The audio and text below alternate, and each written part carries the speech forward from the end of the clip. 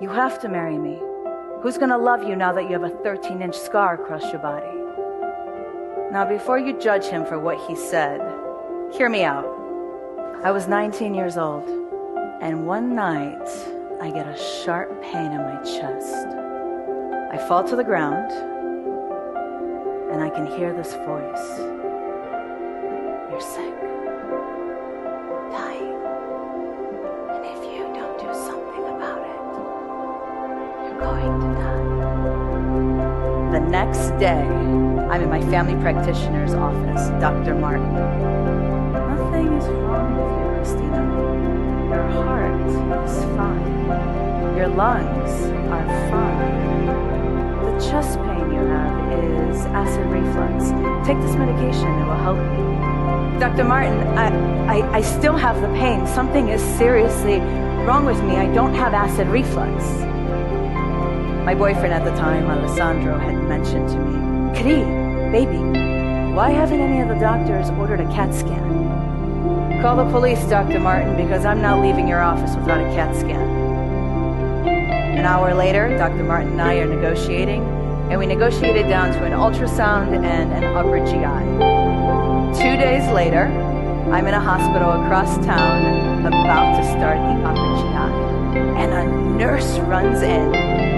Dr. Martin called, we need a CAT scan, Christina, immediately. 3 hours later, Dr. Martin called my parents to say, Christina has pancreatic cancer, 6 months old. 3 weeks later, I become one of the youngest pancreatic cancer survivors in the world. I had a Whipple surgery, which entails the removal of 5 of my organs, completely or partially. I was in the hospital for another 3 weeks, and then I was released with a 13-inch scar across my body. And I thought the hardest part was over. I was in the cutest relationship at the time with Alessandro. I mean, the cutest relationship you can possibly be in at 20 years old. It was pretty difficult for him to watch me face cancer. And he thought the best way of never losing me again was to get married.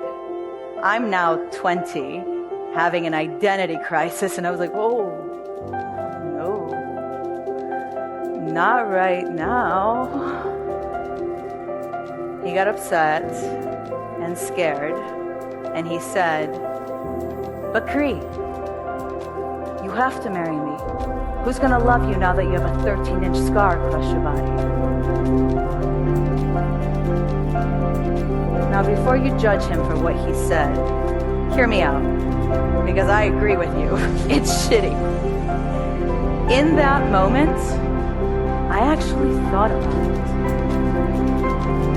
Who is going to love me with a 13-inch scar across my body? I left. I didn't leave Alessandro because of what he said. I left Alessandro because a part of me believed what he said. That scared me. It scared me to see my responsibility and my opinion of myself. So I ran away as fast as I could from the person, the thing that showed me my true self. And here's one of the hardest truths I learned about having scars. That forgiving those who carved them holds us accountable to forgiving ourselves for believing them. And it came down to this for me. I had to take responsibility for my inner voice. Every single day I had a choice to either be constructive or destructive with my thoughts, my actions, my opinions of myself. This was all birthed out of one non-negotiable that I had. I didn't want to be the woman who thought the 13-inch scar was ugly. And even though I didn't believe it was ugly 100%, I didn't believe that it wasn't 100%. My 13-inch scar is the sexiest thing about me. And whatever it is that you are ashamed of, it can become the sexiest thing about you. And I'm not saying that what happened to cause this scar is sexy. Ugh, hell no. But who you become because of it, that's sexy. Your soul is sexy.